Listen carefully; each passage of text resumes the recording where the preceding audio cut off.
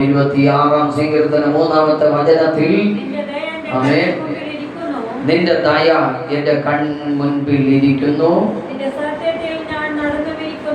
ദൈവത്തിന്റെ സത്യത്തിൽ നടന്നുമിരിക്കുന്നു. അതുകൊണ്ട് പ്രാഗൽഭ്യത്തോടെ ഭക്തൻ 1-ാമത്തെ വാക്യത്തിൽ പറയുന്നു, ഞാൻ എന്റെ നിഷ്കളങ്കതയിൽ നടക്കുന്നു. 11-ാമത്തെ വചനത്തിൽ വീണ്ടും തീരുമാനം ഉറച്ച് എടുക്കുകയാണ്. വരും കാലത്തിൽ ആമേൻ സ്തോത്രം തുടർന്ന് ചെയ്യുന്ന പ്രക്രിയയായിട്ട് നടത്തുന്നു. ഞാനോ എന്റെ നിഷ്കളങ്കതയിൽ നടക്കും.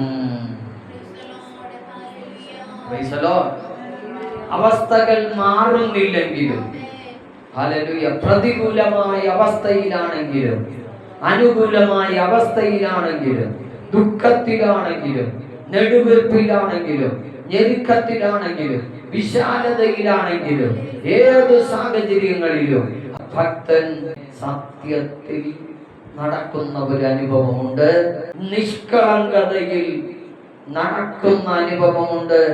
ഹല്ലേലൂയ. ഇനിയും വീണ്ടും എന്ത് ചെയ്യാണ്? പറഞ്ഞിരിക്കുകയാണ്, ഏതൊക്കെ സാഹചര്യങ്ങൾ വന്നാലും പ്രൈസ് ദി ലോർഡ്, കളങ്കമില്ലാതെ ഞാൻ ദൈവസന്നിധിയിൽ നടക്കും. എന്നെ വീണ്ടെടുത്ത് എന്നോട് കൃപ ചെയ്യണമേ.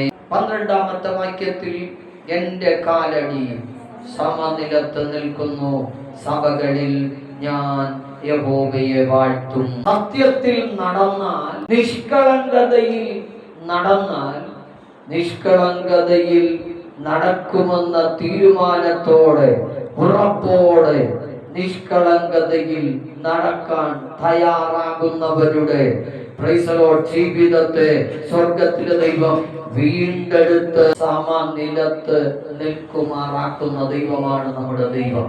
താഴ്വരയിലല്ല, മുള്ളുള്ള സ്ഥലത്തല്ല, കല്ലുകളുള്ള സ്ഥലത്തല്ല, ഉയർന്ന ആമേൻ കുന്നുകളിലല്ല, പർവ്വതങ്ങളിലല്ല ആമേൻ നിർത്തുന്നത്, സമനിലത്ത് നിർത്തുന്ന ദൈവമാണ് നമ്മുടെ ദൈവം. താഴ്വരയിലും കുന്നിലും അതുപോലെ മുള്ളുകളുടെ മീതെ കൂടെ, കല്ലുകളുടെ മീതെ കൂടെ, നിരപ്പില്ലാത്ത സ്ഥലത്തിലൂടെ അവൻ നിഷ്കളങ്കമായി നടക്കുമെന്ന തീരുമാനത്തോടെ വേദനിക്കേണ്ടി വന്നാലും എന്റെ നിഷ്കളങ്കത അവൻ വിട്ടുകളയുകയില്ലെന്ന് ആര് തീരുമാനത്തോടെ മുന്നേറുമോ അവരുടെ കാലടികളെ എന്റെ ദൈവം സമനിലത്ത് നിൽക്കുമാറാക്കും.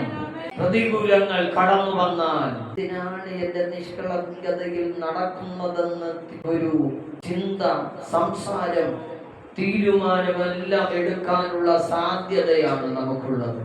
പറയുകയാണ്, ഏതൊക്കെ സാഹചര്യം വന്നാലും ഞാൻ എടുത്ത തീരുമാനത്തിൽ തന്നെ ഉറച്ചു നിൽക്കും, മുന്നോട്ട് പോകും. സമനിലത്ത് നിന്നാൽ സ്വസ്ഥതയുണ്ട്, സമനിലത്ത് നിന്നാൽ ഭയമില്ല, സമനിലത്ത് നിന്നാൽ സന്തോഷമുണ്ട്, സമനിലത്ത് നിന്നാൽ പ്രത്യാശയുണ്ട്, സമനിലത്ത് നിന്നാൽ ധൈര്യമുണ്ട്.